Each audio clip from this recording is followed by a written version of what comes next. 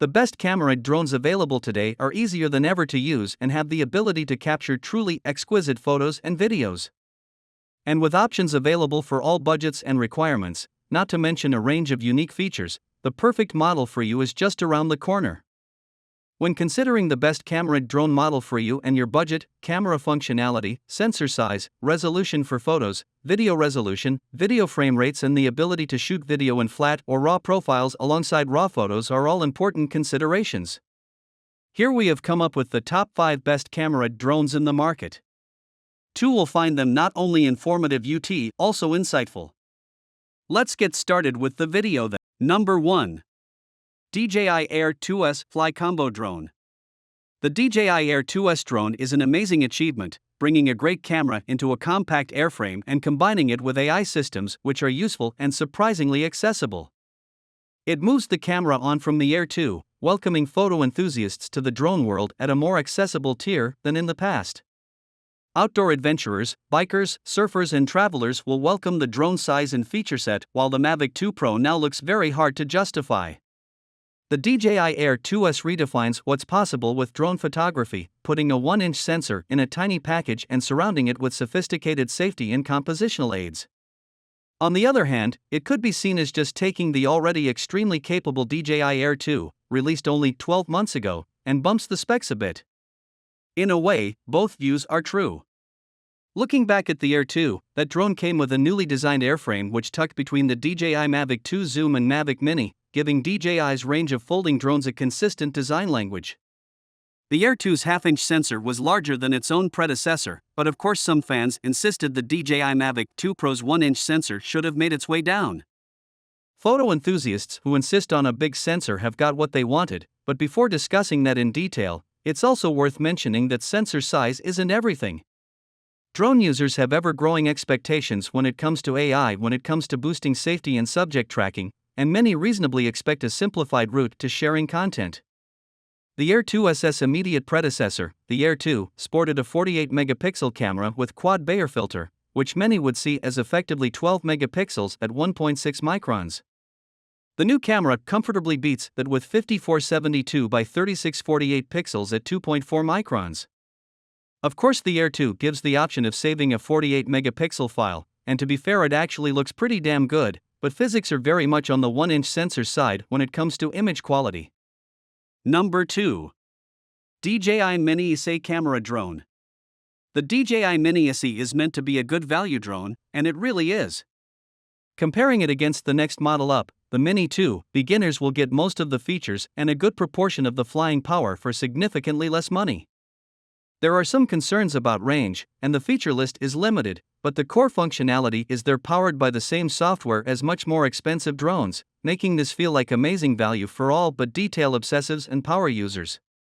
Since then, the ultralight space has become very competitive, with both Autel and DJI offering serious professional features with their EVO Nano Plus and Mini 3 Pro respectively, but DJI have maintained a minimum offering in the form of the Mini ESA, borrowing not just the tag but the philosophy of the iPhone ESA.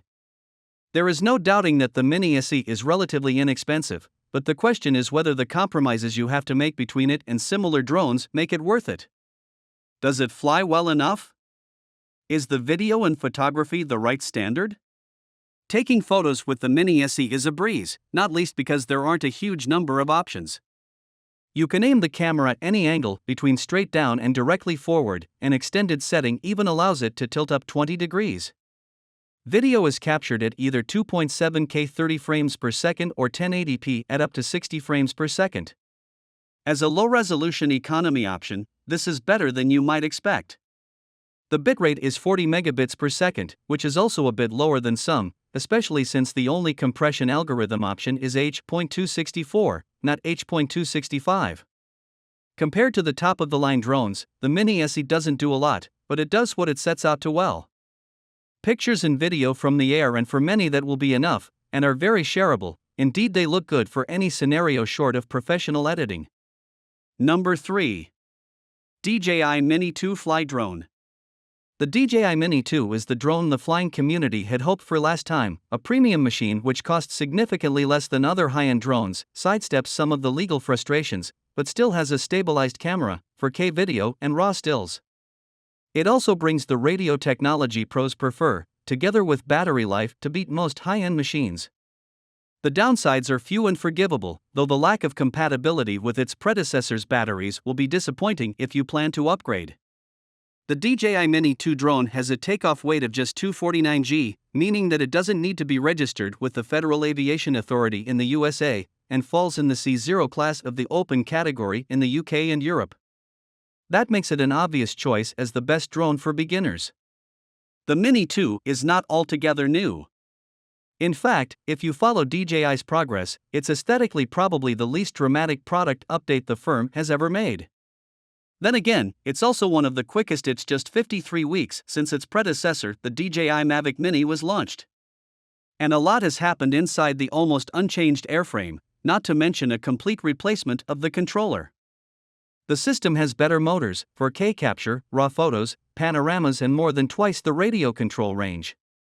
Given that the motors and controller were the weakest points in the original Mavic Mini, while the airframe was and still is a legislation-friendly sub-249 g, DJI seem to have taken exactly the right approach. These refinements, then, are designed to maintain the appeal to first-timers, while making the ultralight category a little more useful to photographers and more specification-conscious video creators, making it a serious camera drone. In summary, the DJI Mini 2 does work for both people wanting something unique from their holiday photos, and for some serious users. With some of the accessories, it's probably the most fun drone there is, so if you can afford one of these for your family, it's perfect. Number 4. DJI FPV Combo Drone. Cinematic first-person view or FPV drones have been a growing trend in the drone industry for a few years. Now the world's biggest consumer drone maker, DJI, is hopping on that wave with its first FPV drone. The new FPV drone is bundled together with DJI's goggles and a new controller for the price of. That price is steep if you're considering this as your starter FPV drone, but it's quite comparable with the rest of the drones on the market, which are often sold with controllers, goggles, or cameras. DJI believes this drone will be suitable for FPV professionals and also newcomers, like myself, who have been flying standard drones but are now ready to make that step into the FPV world. If this review is your first introduction to FPV drones, here's how they are different from a typical drone.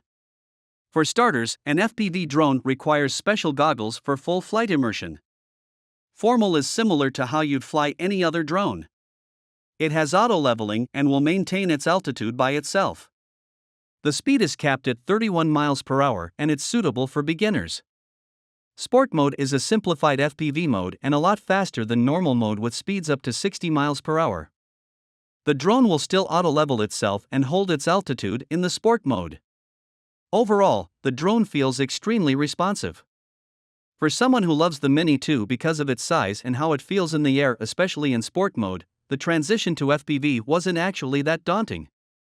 I'm nowhere near the level I want to be, but my initial anxiousness disappeared rather quickly. Too quickly, actually. Switching to fully manual mode brought that anxiety right back. The FPV is too pricey for it to be a starter first-person drone.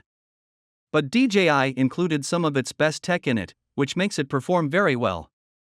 Number 5. DJI Mini 3 Pro Camera Drone. The DJI Mini 3 Pro would be an impressive drone even if it crossed the 249 g threshold. The fact it flies in below the magic weight limit imposed on drone pilots in many countries makes it nearly irresistible.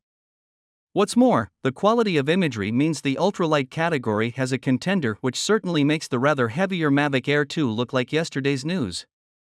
The option to rotate the camera for portrait shooting seems like a luxury, but it's here, with a bigger and better camera and tridirectional collision sensors into the bargain, and flying it feels a real treat in anything other than high winds.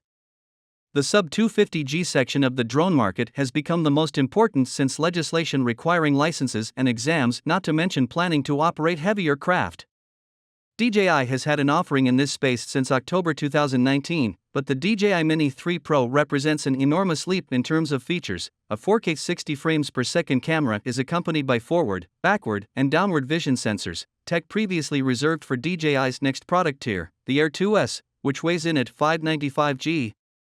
The Mini 3 has an all-new form factor which, for those used to DJI products, offers no major surprises. It has the same folding leg design. The unique and interesting feature is undoubtedly true vertical shooting, the ability to turn the camera 90 degrees for full-resolution portrait orientation images ideal for social media sharing, and it certainly is very clever, but not as easy to find a use for it. The camera is a 1.3-inch CMOS which features dual native ISO and supports the direct output of HDR footage. The option to turn the camera to portrait was straightforward to use, as simple as a button on the screen, though we have to admit that in our usual test grounds we didn't find as many situations where it was useful as we might have hoped.